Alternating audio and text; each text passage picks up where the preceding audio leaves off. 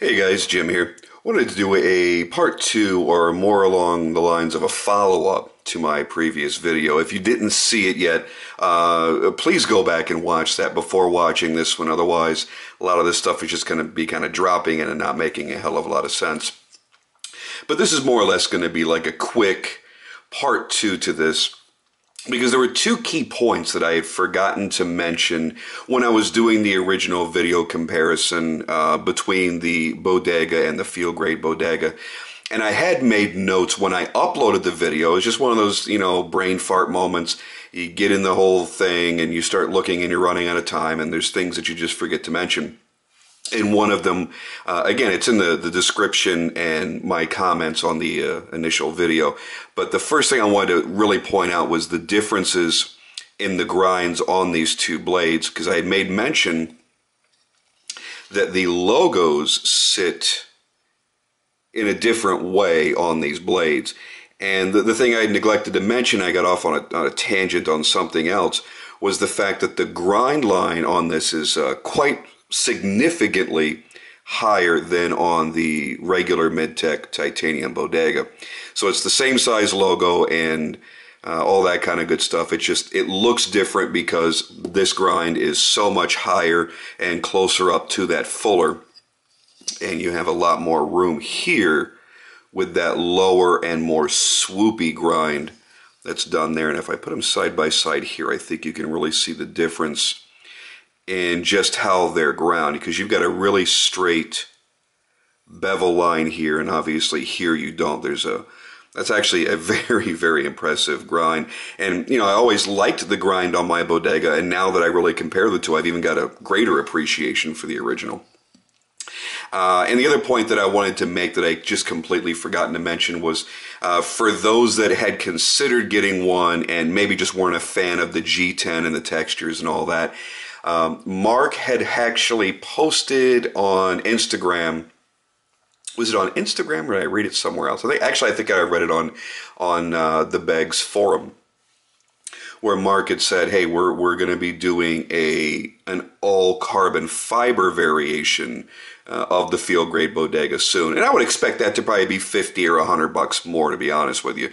But all he said was they are going to do a full carbon fiber, basically just replacing all the G10 with that. So, and I know as soon as I had found that out, I went to Instagram and kind of told everybody there and spread the word there. But I think it's important, if people are watching this video, that they know about that as well. Now, the real reason I wanted to make this as a follow-up video instead of just leaving those two things as being notes on the previous video is I had a wonderful opportunity tonight to exchange quite a few messages with Todd himself. And we talked about the video, and I got to tell you, what a gentleman.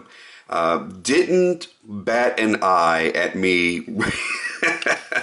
at me railing on the G10 texture and the design on that, because I was kind of brutal on that, and he just was totally a gentleman about it. Didn't seem to faze him at all.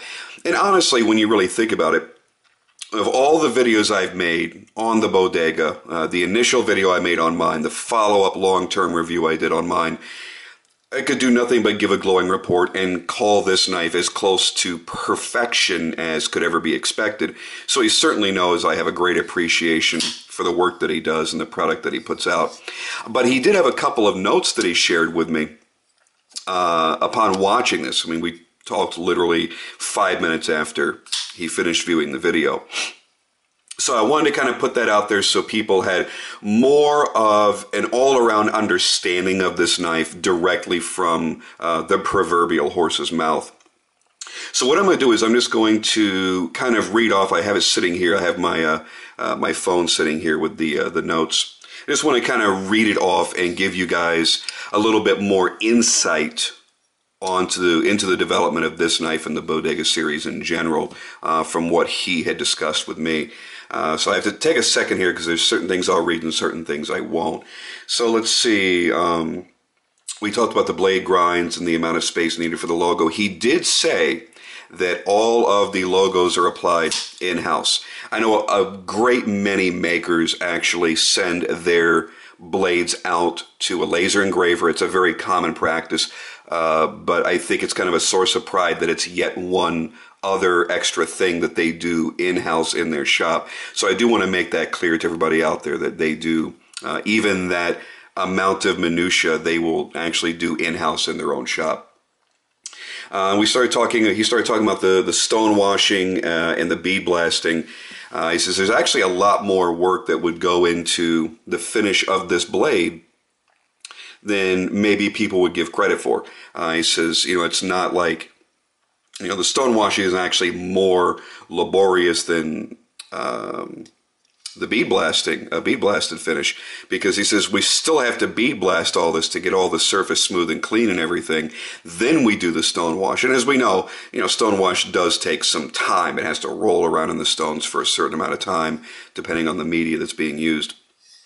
So I did want to kind of get that out there to let people know, hey, there's actually quite a bit amount of work that goes into it. And it's not that I was bypassing that or downplaying that in any way. It's just not something that I really went into a deep discussion on in my video. He says, as far as the texture goes in the G10, he says, actually it was, because I was going for that bolster look when I did that, because I was trying to give the customer something extra and giving kind of a two-textured look to give them, just a little bit more to appreciate in the knife and a little bit more bang for the buck. So this was done intentionally to give you sort of a bolstered look that the original Bodega doesn't have. So I thought that was pretty cool. And we started talking about the IKBS, because I did talk a little bit in the video about the IKBS system being used in both of the bodegas. And one of the things that I had mentioned was that this would be a wonderful playground for a knife pimper. And I was saying that you could probably do something where you had scales made and you could change them out. And he says it's probably not going to be the best idea. As far as the IKBS goes, some people did have questions in the comments. There are actually steel liners built into the G10 that are in that channel for the IKBS. So for anybody that may have had the concern, and it's something I'd never thought to bring up, but you can, but you shouldn't just pocket out the G10 and use the IKBS, because the IKBS are 440 steel bearings, and that's going to wear and wear and wear on a material like G10, then it's just not going to function properly.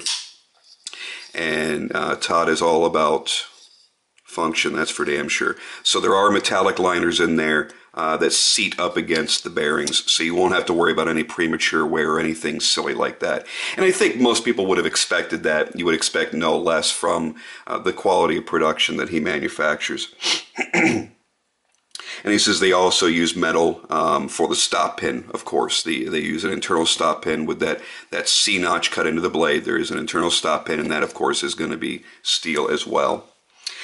He says, I really wouldn't recommend to people that they try to make scales on their own and have things interchanged and replaced on his knives. He says it's simply not going to work like the knife does as it comes from me, period. Because all the parts are mated to each other, and they're made to work together in the way that he manufactures them. He says every part is purposefully made oversized. So when they machine everything, you couldn't fit this knife together. They oversize everything so that they're actually going to mate all the parts together. So, I would think that perhaps that would mean the stop pin from this knife would not work in any other or most other field grade bodegas, because it's going to be just ever so slightly different, mated and matched exactly to the components that are within this specific knife. And that would go the same, for pretty much anything on this knife. So that's why he doesn't really recommend running around and trying to just swap shit out on one of his knives. He says that's one of the reasons they work so good, and also partially explains some of the cost that goes into the making of his knives, because that was another conversation I was having in the video, that I was able to easily justify the prices that I paid for the bodegas that I've owned, but there are plenty of people that can't justify it or won't justify it. And it's not just simply a knife is not just the sum of its parts. There's so much more that goes into it. And he says the titanium version, the standard Bodega, has about 48 man-hours of labor in every single one of these.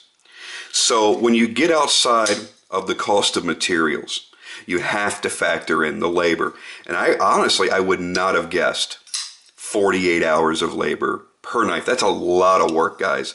You got to realize that is a tremendous amount of work that goes into the knife that's eventually going into your pocket to cut stuff with. So he actually made a great statement here that I love to repeat. He says, I would always prefer to explain the price than apologize for quality. You know, and I kind of discussed with him that there have been quite a few disappointments just in the knives that I've purchased and I've collected, whether they be full customs or mid-techs. Some that I've had to send back, some that I've had to have certain refinements done because of poor design choices where the knife didn't function in the way that it really should have.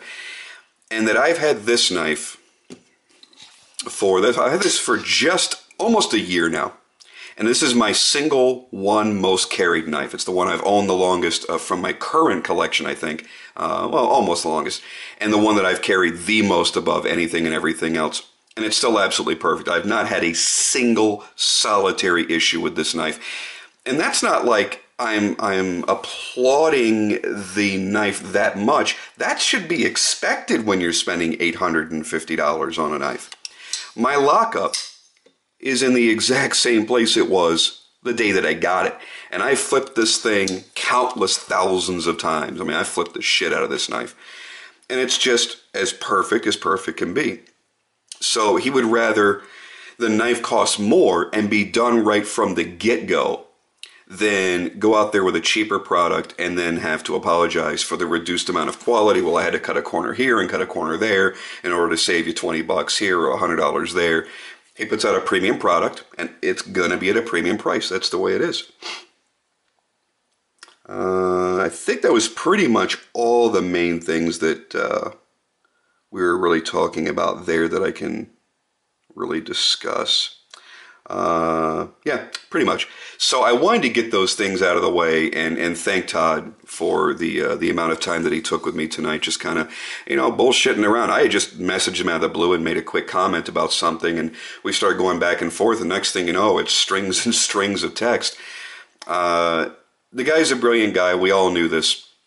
He's a gentleman. He's a humble man. We all knew this. And it really makes me feel good that I've invested my money into a maker that cares enough to sit down and explain the minutia of his business just from, watching a whatever video on YouTube that some Yahoo like me put out there. So I hope it gives everybody a greater appreciation for Begg knives in general, but also for this field grade. Because like I said, there was only one thing that I just wasn't crazy about, and that was just the way the G10 was textured. And that's that's just not a big deal in the grand scheme of things. I did say, this is one of those knives that pretty much everybody should have in their collection.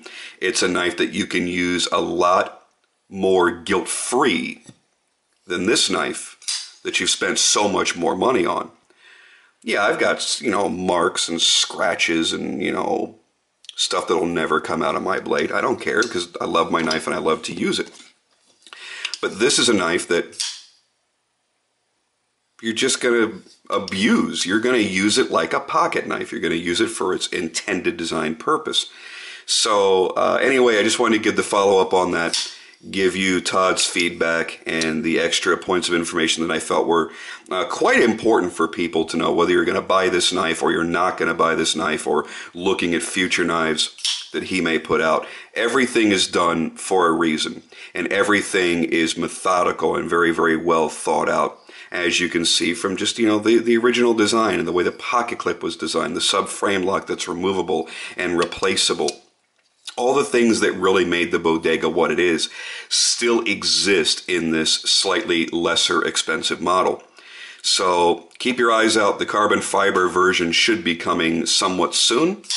I am fairly certain that I'm going to end up buying one of those. I guess it depends on what the weave of the carbon fiber. I don't. You know what? Who cares? It's gonna be a knife I can knock around and have some fun with. So what the hell? And at that price, I mean, sure, $500 to $600 is still not an inexpensive knife, but in the grand scheme of things, for the quality that you're getting, yeah, I think it's a good value.